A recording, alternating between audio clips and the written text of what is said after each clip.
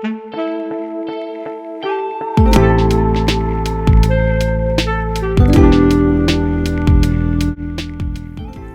everybody and welcome to another brainstorm.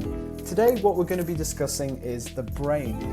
I'm going to be splitting this video up into two main parts. The first part being the main areas of the brain and their specific functions.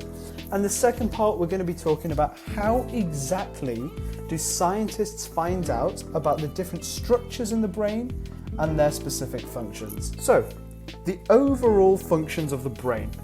Well, we need to know that the brain is protected in the bones of the skull, which is very important because the brain is a very delicate organ, and if it becomes damaged, this can have catastrophic effects on our bodily functions. It's also encased in a protective membrane called the meninges.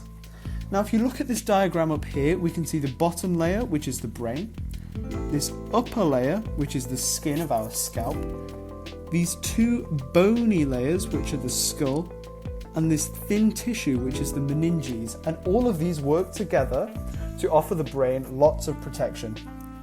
Now, the brain is also made up of billions of interconnected neurons. Now, neurons are just another way of saying a nerve cell. Now, we know the nerve cells with their characteristic dendrites at the front, with a long axon to carry electrical impulses, and synapses to connect to other nerve cells. But the main function of the brain is to control and coordinate complex behavior in the body. Now, this is different to our reflex actions, which the brain has a minimal part in controlling. So guys, let's get into discussing the main parts of the brain. The brain has three major regions, which are the cerebral cortex, the cerebellum, and the medulla. But it's also important to note that the brain has other specialized regions, such as the pituitary gland and the hypothalamus, which we will be discussing as well. So guys, let's start off by talking about the cerebral cortex. First of all, where is the cerebral cortex? Well, it's this outermost layer of the brain, the pink layer of the brain that you can see me highlighting on the diagram right now. Its functions include the control of memory, consciousness, language, and intelligence. And essentially, this is where all the thinking goes on the brain. Whenever we do a bit of thinking, this is where it happens, in the cerebral cortex. So the next part that we're going to discuss is the cerebellum. On the diagram, it's this orange part at the back with the branches, and it's commonly known as the hind part of the brain. Its functions include the control and coordination of muscular activity in the body and also our balance. Essentially, this is the part of the brain which is in charge of our movement. This is our walking, running, etc. And the third region of the brain that we're going to be discussing is the medulla. The medulla is found as part of this brainstem here, which goes down to the spinal cord and is part of the central nervous system. This bulge at the top of the brainstem is our medulla, and its functions include controlling our unconscious activities. This is, for example, our heartbeat, breathing, and even the movement of food along the digestive tract. Essentially, this is all of the automatic things that happen in our body without us even thinking about it. So next up we have the hypothalamus. Now on the diagram, that is the bright green part right here.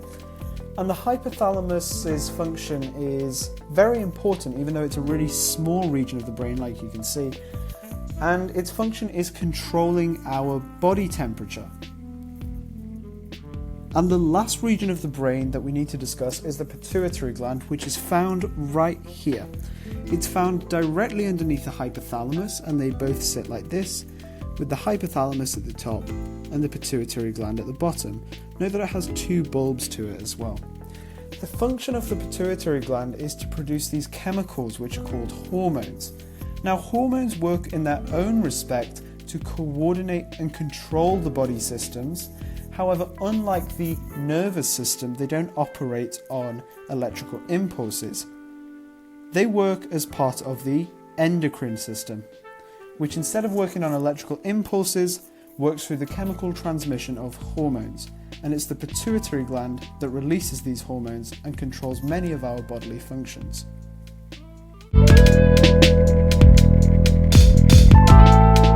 guys, let's just recap the first half of the video and everything that we've learned by quickly going over the main parts of the brain and their specific functions. So first of all, we have the cerebral cortex, which is this outermost layer of the brain. And remember that this is where all of the thinking happens in the brain. It's in control of our speech, our memory, our intelligence. Next we have the cerebellum, which is directly beneath it and behind the brainstem. And remember, the cerebellum controls all of our movement. It's in control of our muscular activity and our balance, such as our walking and running. Next, as part of the brainstem, we have the medulla, which, remember, this controls all of the things that happen automatically in the body. This controls all of our unconscious activities, such as our heart beating and our breathing.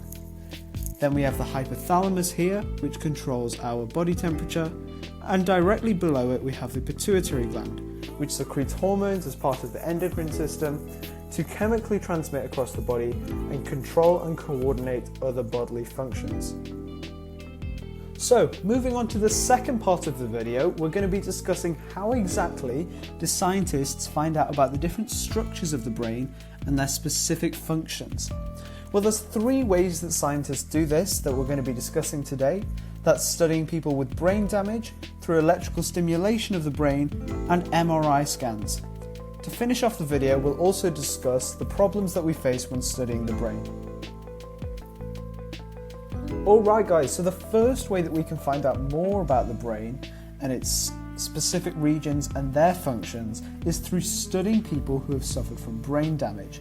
So we can discover the roles of different areas of the brain when we study people who have suffered brain damage, because we can actually match different changes in behaviour to damaged areas of the brain.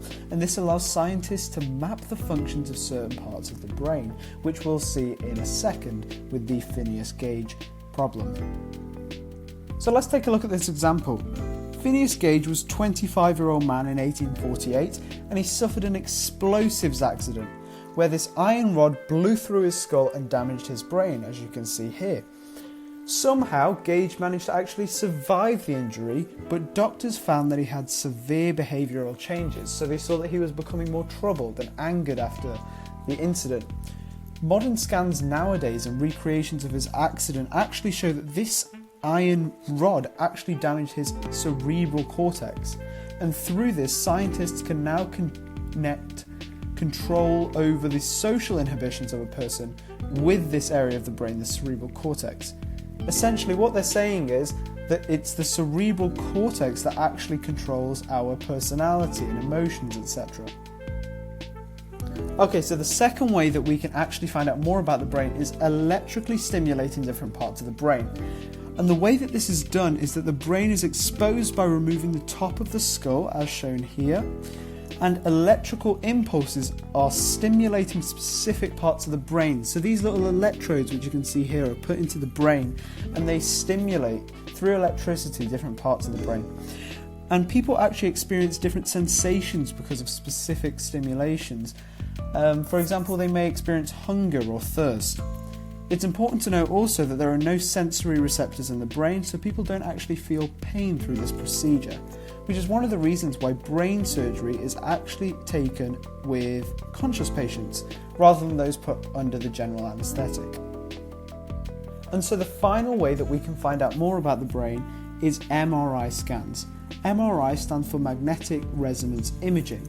And these scans are used in modern medicine, and they're really useful for identifying tumours, strokes, and the behavioural effects that they have in the body, because the MRI scan shows which area of the brain can be affected, like you can see here.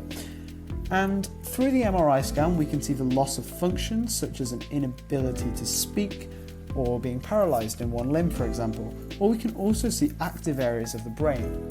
For example, a patient might be undertaking an activity such as speaking, walking, or writing, and this MRI scan will actually show which part of the brain is active during that activity, which allows us as scientists to make the connection between that region of the brain and control over that specific activity.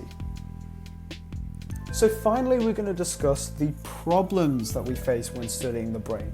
The The first thing to note is that the brain is a very complex and delicate organ in the body, and so we find that it's very easily damaged and destroyed, like we saw with the Phineas Gage case.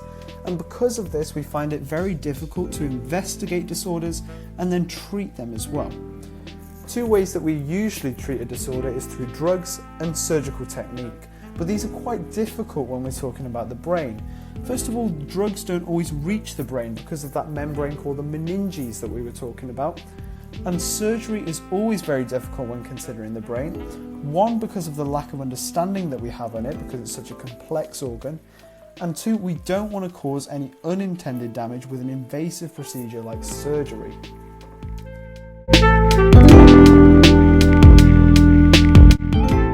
So guys, I hope you've learned something through this video. Let's just wrap it up quickly by going through the key points that we discussed.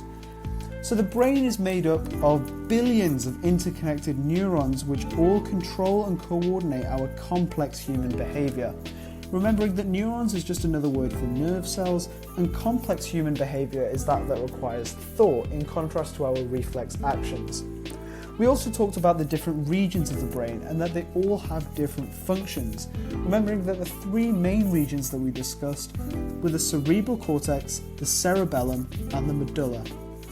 And finally, we talked about how scientists map regions of the brain and their specific functions using different techniques. These include studying people with brain damage, electrical stimulation and MRI scanning. And with that, I'd just like to say thank you guys for watching. Make sure you hit that like button and subscribe if you want to see more videos like this, and I'll see you guys soon.